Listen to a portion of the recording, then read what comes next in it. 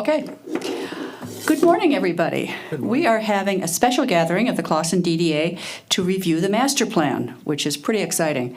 And I just want to point out that I've been on this board for close to 20 years, and I was thinking last night of the master plan that we were working on all those years ago, and I'm so impressed with how incredibly far the city of Clawson has come. I don't think at that time we could have conceived of the Clawsonian and 45 restaurants and almost no vacancies in the downtown. It's just an astounding thing that's happened, and I really applaud the city, I applaud the DDA, and I really appreciate the help from Giffords. Thank you very much. Sure. I can get started. I've attempted to keep this presentation short and to the point. Joe, if I may, let's just, before we even start, let's just say that we're going to adjust, I suggest we adjust the agenda. And we're making a change to the agenda. We're not going to be voting on anything today. We want to get all of the information, ask some questions, and then we'll think of our additional questions and probably vote on at the next DDA meeting. Perfect. Which is in a week. Today will just Or be 2 the weeks. presentation, and we will be able 2 then weeks. to share this presentation because it's taped, and so thank you. Yes. So, here we are again. Last time we did this was 2015, and we put together a master plan that laid the groundwork for the current zoning in downtown. It actually won an award. This update largely carries forward that vision and the goals of that plan, but building on them in a few key ways. So Clawson, since we did the last plan, have a slightly lower population. That's mostly a function of household size decreasing. Slightly older population as well. That's sort of in line with national trends. Obviously, there was a pretty seismic event in that time. COVID-19 really presented a lot of challenges to downtowns everywhere. Restaurants especially suffered. Businesses closed, office demand plummeted. Office demand still has not recovered, but when we look around downtown Clawson, we see that it has mostly recovered. We don't have a lot of vacant spaces. Still have some vacant land, but not vacant spaces. And we have a very vigorous restaurant and retail scene in downtown Clawson right now. So I think that's, to the city's credit that it was able to come back so quickly. And, part of that is the type of community that Clawson is. It's walkable, it's small, it's compact, and I think that brings with it some advantages.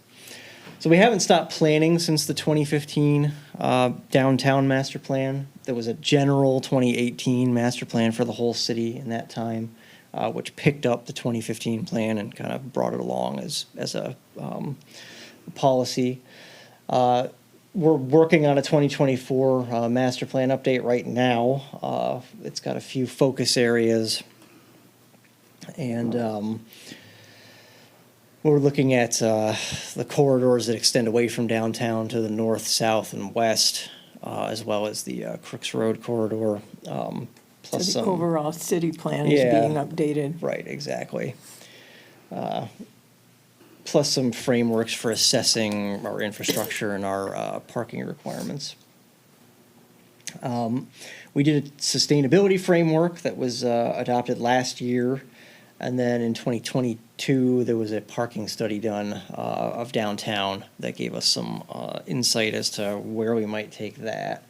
And that's the basis for some of what shows up in this plan. We did do a round of public input. Most of the input was received during the online version of our open house. Most of our 2015 goals were still found to be relevant by people who responded. Support for a public art program was very high. We even had some people who responded who said, I would love to be involved. So there is actually an entire chapter devoted to that in this plan update. And that's entirely new from the last time. We asked a few questions that built on what we asked last time. Last time, in 2015, we asked people how they felt about taller buildings, and that was the basis for what we have in the zoning ordinance now, which is that we allow that third story with the setback. And this time, we asked people whether or not they'd be comfortable with that third story expanding into the CMD district, which is around downtown. And parts of it are in the DDA district and parts of it aren't. And we got pretty overwhelming yes in response to that. We asked the same question that we asked last time about a fourth story, which didn't get much support last time and was at about 50% this time. So the recommendation of this plan is to do a considered add of a third story in the CMD district, allow some more things to happen there, but leave the fourth story alone for now. We also asked about lane reductions on both North Main and 14 Mile. This has been a topic of discussion at the DDA and other parts of the city for a little while now. There was very strong support for reducing North Main to 2 lanes, basically continuing the layout that we have south of 14 Mile up to about City Hall and the library where the speed limit changes. And I'll get more into it later, but, you know, coming south, as I did today, coming from my office, you know, the speed limit goes down to 25 right here, but most cars don't lower their speed when they're going past that sign. So an actual physical change to the design there actually would more likely make people slow down than just a sign. But there are other reasons to do it too, such as shortening the crossing distance at this light over here where you have a lot of kids crossing from the school area to the library. When we asked about 14 Mile, we got strong feelings on both sides. It was about 50-50 support for taking 14 Mile down to 2 travel lanes with angled parking. And I'll talk a little bit more about how that will work when I get to that portion of the presentation. Before we get there, though, we did update the downtown assessment from last time, which basically involves walking around downtown and just making observations. And we had a whole set of previous observations to compare against this time. And we also added a little module for sustainability that builds on that framework we adopted last year. You know, generally, things that were working back in 2015 are still working. We didn't find that anything had backslid considerably. Some things had improved. We even thought that a couple things kind of changed categories from not working to working, but a lot of things didn't show much change at all, of course. It's been less than 10 years, so change takes time. In general, though, downtown's trended in the right direction. We've had major redevelopment projects, a couple of them, and some addition by subtraction as well, with a couple of obsolete buildings being demoed and creating some potential on the land that they used to occupy.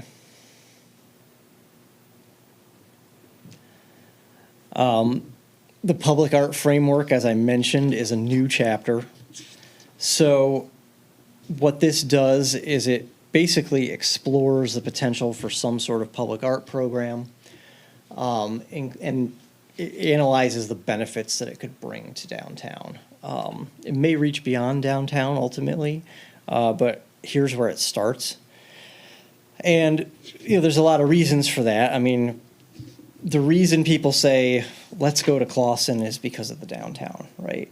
People don't say, let's go to Clinton Township. They say a specific location in Clinton Township, a business that they're going to go to, but they don't go to Clinton Township. And that's a change that we have seen in the 20 years we've been here, because when we moved in here, people would say, you're opening a business in Clawson, and the Yep. next word was either where or Yep. why. And now it has become a destination and not just, Exactly, yeah. I mean, it's literally a thing that on a Saturday morning at breakfast, I'll say, well, what do we want to do today? And we'll say, oh, let's go to Ferndale, let's go to Clawson, let's go to Rochester. We say a downtown that's got something going on in it because you can do multiple things there. Whereas in a lot of other communities, it would have to be a specific business that you're going to go to. Like, oh, we need this, so we're going to go here, and then we're going to get back in our car and leave. So it really is a place that I hear people talk about now. I live in Berkeley, so I'm not that far away, but everybody I know comes over here to go to restaurants, to go shopping. They do come here. They think about it as a place to go. And part of the vision behind the public art chapter is really to keep enhancing that identity and give people something to talk about. You know, because no one ever comes to a downtown and sees art and goes, oh, there's art everywhere. You know, they say, oh, that's interesting. I'm going to tell someone about that. You know, hey, Ted and Susan, see what I saw over in Clawson. So we want to get something going here. And we've established 3 objectives that are up on the screen there. And this starting point, of course, so we've got to kind of plot out the actual, you know, how and who of how this occurs. But, you know, we're pushing to have something established soon.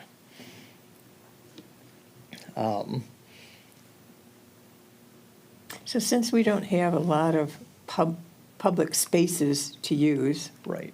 and there's only so much we can put on the sidewalk. In fact, we have some artwork right now, some silhouettes at DPW that are yet to be installed. Sure. To fill in a few other spaces. So really, it's probably murals that were really the only thing that we could be looking at as different right now. It's going to be the main thing, yeah. I think that you've got wall space, that's your primary asset. There are certainly other things you can do, but it's the low-hanging fruit right now. And as it evolves over time, you're going to find other opportunities. I think we've Yeah. all seen a lot of things that we like, and I know Valerie and I have seen things in other communities when we go to conferences. It's the lack of space of where we can put things with. Sure. Yeah, and you know, as redevelopment occurs too, there are also always opportunities to have conversations with people. There might be some opportunity there. But yes, I think it probably starts as murals, and then you find the other opportunities once you get some traction. You know, Berkeley's had a program now for 3-5 years. 6 years maybe. It's almost entirely murals. Yeah. Because that's what they've got. They've got wall space. well, the murals are also good because they're large and you can see them and they're dramatic. So you Right. get a lot of bang for your buck with a mural. Exactly, yeah. And it adds color and variety too. And they're easily changeable. So it's something that can be redone in a couple of years for a different look, and we're not as committed to it as we are to other art installations. Sure, yeah, like a big heavy sculpture or something that can't be moved. Yep.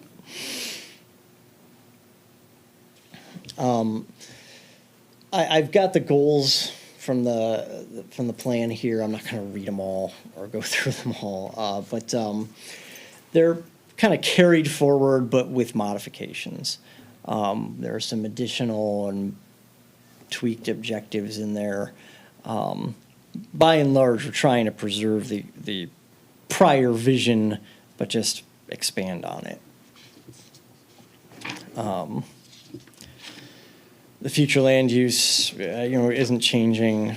We've still got the same 3 categories.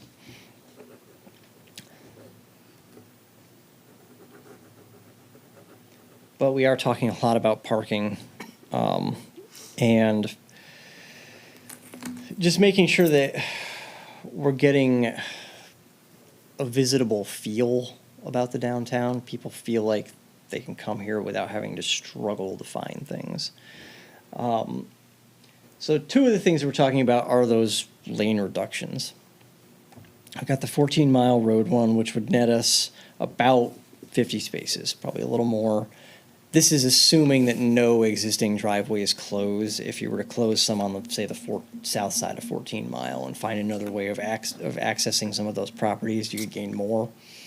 But for right now, the way things are and where access points are, we've got a diagram in the plan. It's a centerfold that shows kind of a conceptual layout that would net us about 53 spaces. And they would be spread through the downtown. So we have concentrations of public parking right now with a little bit dotted along the road, and it would definitely spread the supply around a little bit more evenly.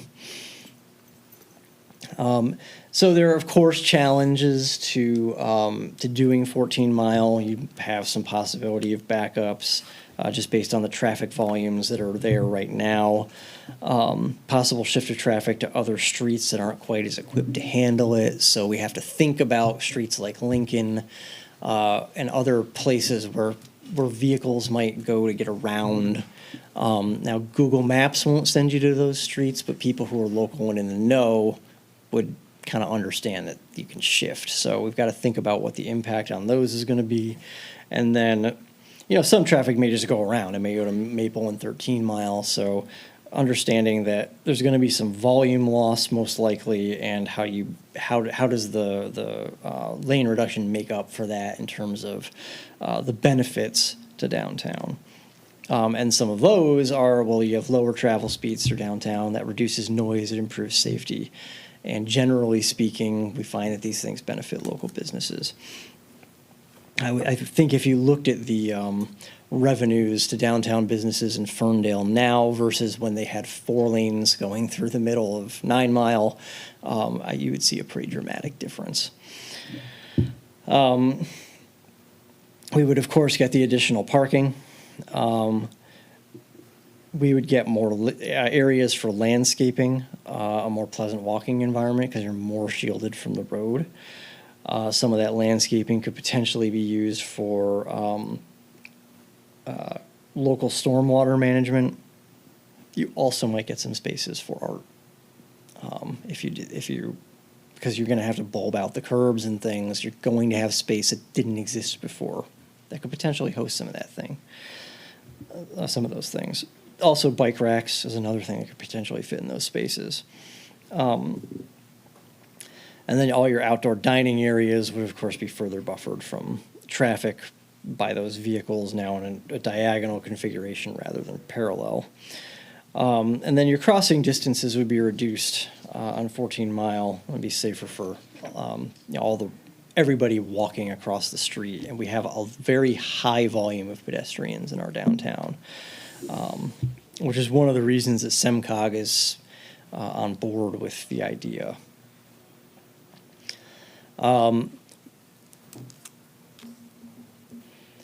North Main, this one is a somewhat lighter lift because you literally can pilot this by painting parking spaces up and down North Main. And eventually, if you want to make it permanent, you can start doing curb extensions and things like that. But really, the space is there. It's just a matter of how are we going to use it. This gets us about 50 to 60 more spaces. Of course, not all of them are right in downtown. They go up to the library and City Hall, but even that's not a very far walk. So if you have an event downtown or something like that, people will use those and walk down. And they'll also use them for, other events. There were a whole bunch of tents and people at the library on Saturday. I don't know exactly what was going on, but Craft fair. yeah, but everybody was parking at school and then walking across Main, and this would get a few people closer, and leave some of that pressure on some of the other lots in the area. And it would ultimately, you get more capacity for overflow from downtown, particularly on the north side. Like I said, support for this was very strong when we asked people about it. I think most people thought of it as a continuation of what's been done south of 14 Mile. And it really wasn't that long ago that south of 14 Mile was 4 travel lanes. The last phase of it was completed in like 2008 or something like that. It was not that long ago. So when you think about that stretch of South 14 Mile, especially the block immediately south of 14 Mile Road, it really feels like a walking environment. There's just not that much traffic roaring through. It's going slow when it does come through. It doesn't feel like it's that crazy to cross. It really changed the entire character of the area to get those extra travel lanes out of there. And continuing that up North Main, I think would take some of that energy and spread it to another part of town that just has different energy right now, because you get all those lanes, all that width. It just feels very Too much. open and fast, basically.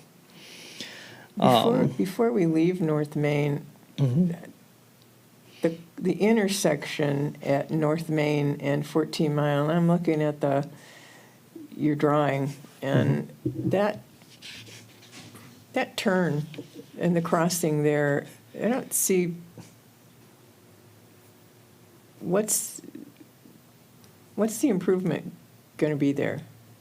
Are you talking about where you're coming southbound on Yes. 14 Mile, on North Main? This was a study of 14 Mile, so I don't know that much detail was put into that in terms of design. Okay. You try to keep the parking that's there right now, of course, but there is That whole gonna choke be- down. There's where- going to be some change there, because that choke down's not going to be necessary anymore if you've already taken it down to one lane. And So how many some- lanes are going to be at the intersection then when you're coming? Because there's so many turns going on there now. When you're trying to cross, there's people turning left, there's people turning right on Right. red. It's not Right. the safest pedestrian. You probably are still going to have the 2 turn lanes there, most likely. You could potentially go down to 1 lane that's straight and 1 lane that turns, but that might lead to some substantial backup. So you're most likely going to have it dividing into 3 lanes still. You could look at your signal timing and your signal priority. There may be certain times of day when the right turn on red isn't available. And then overnight, sure, fine, turn right on red, who cares? But, when you've got your largest crowds there, you may have a timed prohibition. And then you might also look at changing the timing on your signals so that pedestrians get into the road first before vehicles go. There's like a 2 or 3 second lead time is really all it takes to improve Right. the safety for pedestrians. It hasn't been done very much in Southeast Michigan, but you're starting to see it in places. Ferndale has it at a couple signals. So there's precedent for it, and it's becoming a more common recommendation of kind of traffic engineers with a modern outlook who are not just focused on throughput. So as we get into talking more about 14 Mile and those lane changes, we can look more at this intersection. Yes, exactly.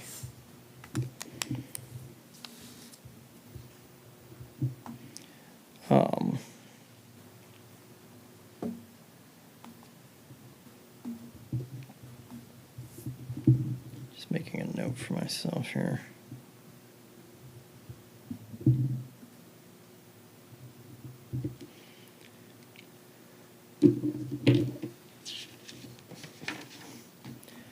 In addition to trying to get more on-street parking, we did look at some of the parking that we've got. We looked at all the lots we found that the northeast and northwest lots were capable of some reconfiguration. You don't get a ton of new parking spaces out of reconfiguration of these lots. But you can get some improved circulation, and you can get some additional spaces, especially in the northwest. We were able to net a few.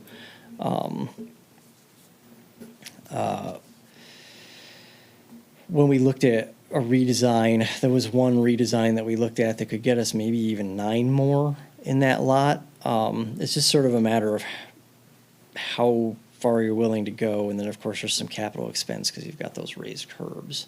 And if you're shifting parking spaces around, those raised curbs obviously can't be there. So we did provide some alternative layouts for those lots. And that's something that I guess we can kind of measure going forward, whether or not that's something that we want to look at. We did one for the northeast lot as well.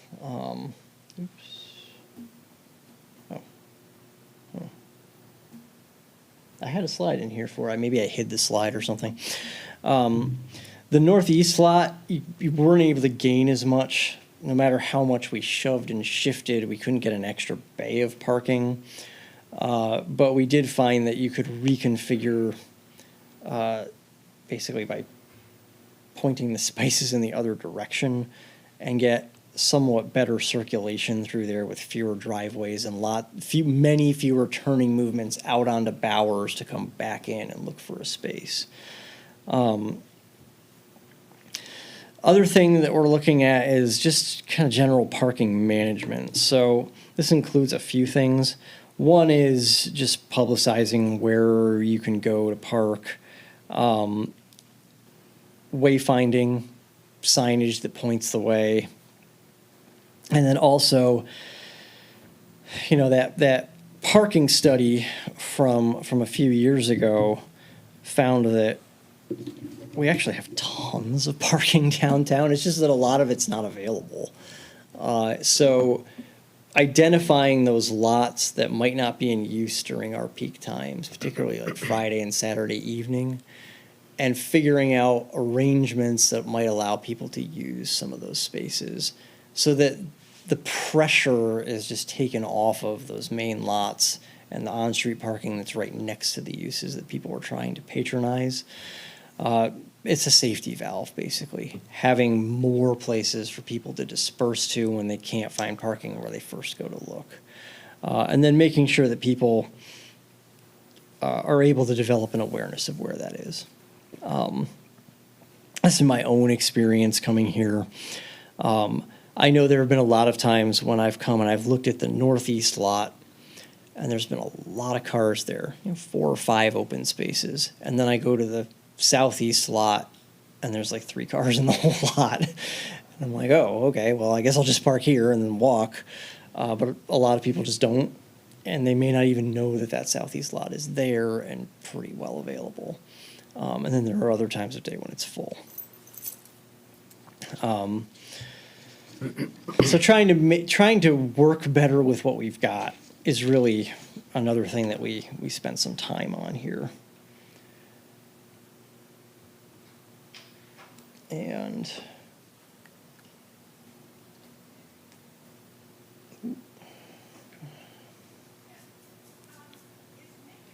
wow, that's weird.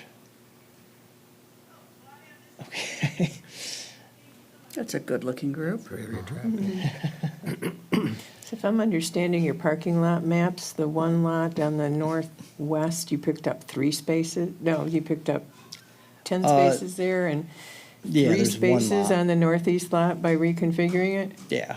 Oh. Yeah. So on the northeast lot, I would say when you rebuild or have to do something major to it, it's worth considering just to get better circulation. And it could also maybe aid some tweaks to that dumpster area. But on the northwest lot, I think you gain enough that it's worth considering as a project.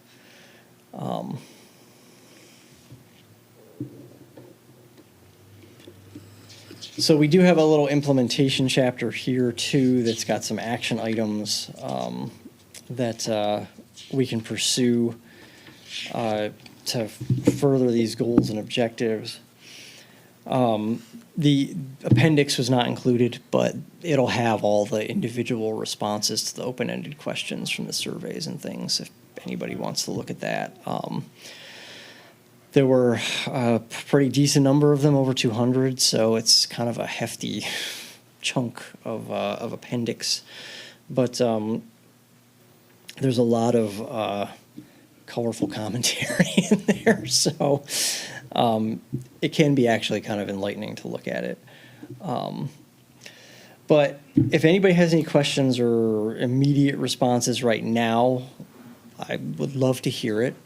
And if you don't, that's cool because you've got the document and you can spend some time with it.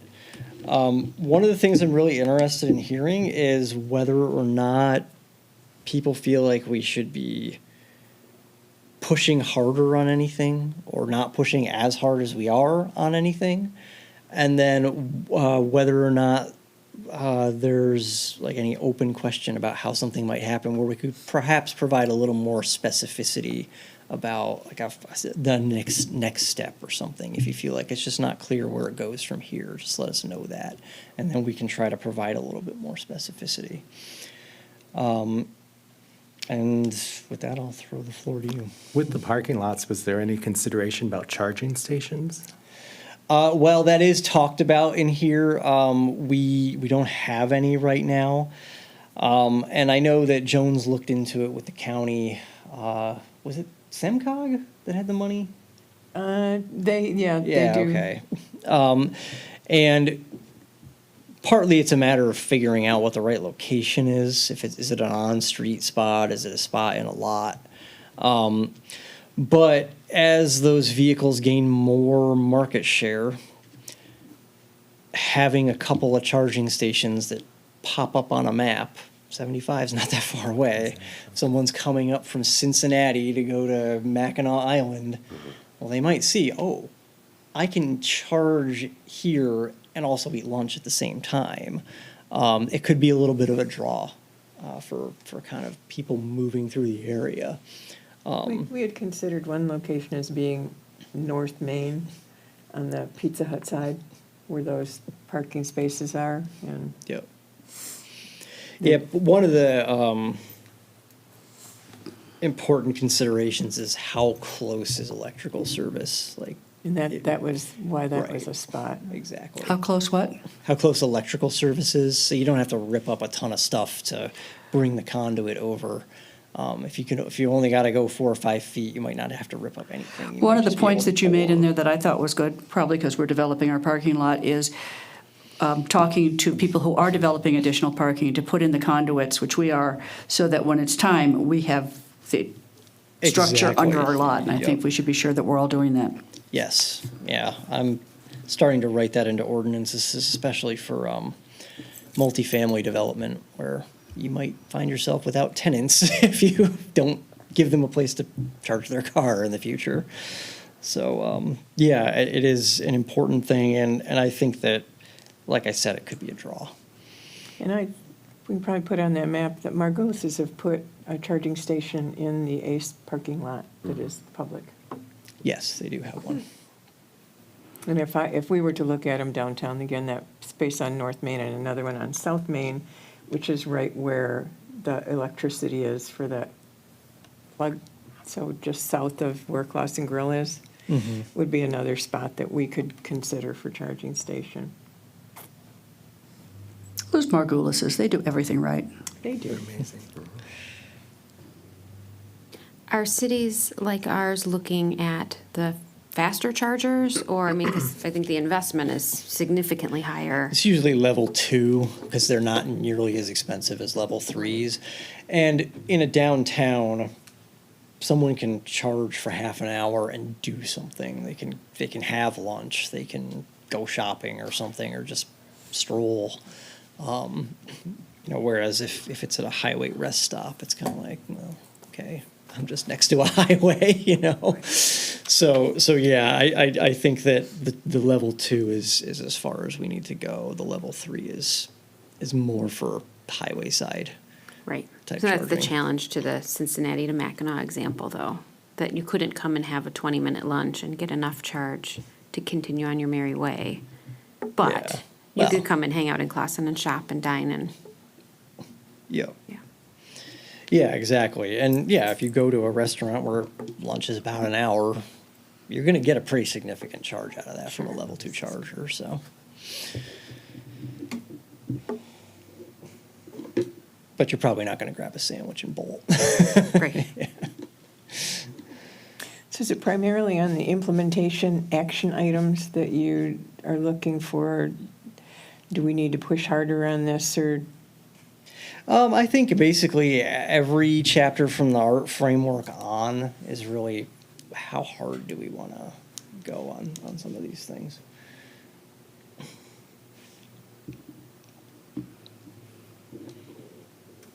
I apologize that I didn't review very well before I came here.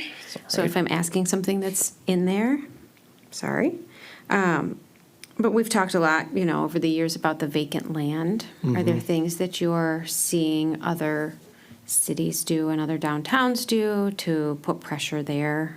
Or, I know we're pretty limited and that's typically Yeah. where it lands, but That is always the challenge is your limitations on how we can interface with private property. Yeah, there are some communities that have been somewhat successful with it, but there's got to be buy-in from multiple angles. And that's really one of the big challenges is getting that buy-in. And from things like the business community and, well, Or from the the property city owner and themselves property too. owner, So, I think we're probably going to continue to have a challenge there. But I'd be happy to kind of do a survey of vacant property policies that communities have come up with. Ultimately, the property tax structure in Michigan doesn't really penalize keeping land vacant. It's cheap to keep vacant land. The way we tax things, if we had more of a land tax, you probably wouldn't see as much persistent vacancy. But At conferences, when they've talked about it and successes, it's been through the assessment and yeah, making changes that way, which is what we don't have. yeah, the Michigan Tax Tribunal just isn't on our side as far as that's concerned, unfortunately. I think you can do a little bit more with vacant buildings, like vacant shop fronts, with some basic requirements for window displays and things, and that's a simpler thing to ask and to require. But as far as the vacant land is concerned, it's challenging.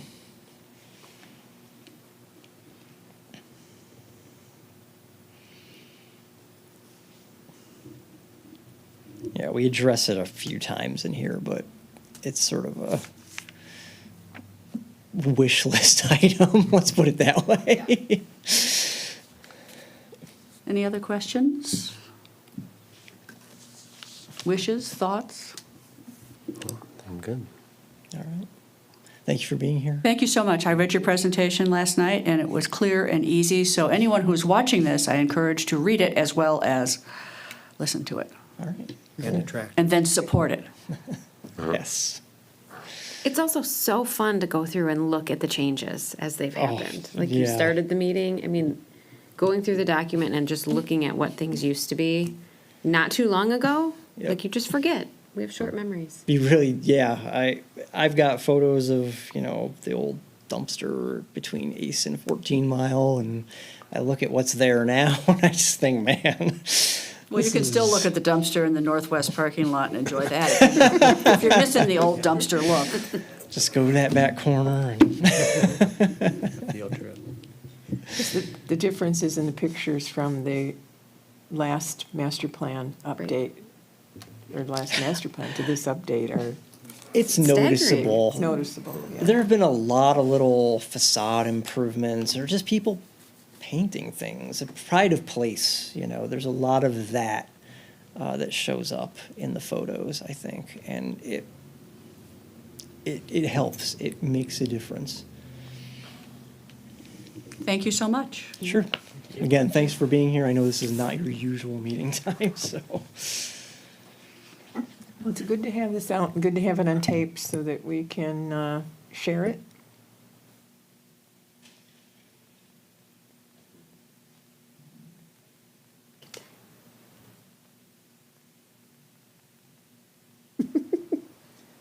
You want to, is there any more comments, or do you want to? Any more comments, or do you want to adjourn the meeting, or? I think we could adjourn this informal meeting, All right. and I don't think we need a motion to do so, No. Yeah. unless anyone else has anything to. Again, Joe, thank you so much for joining us. Sure thing.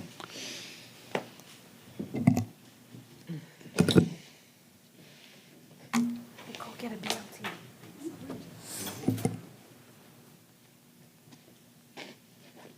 I'm hungry, I want a BLT. Just summer sandwiches. I want a cup of tea. Nice plan, Joe. All right, yeah.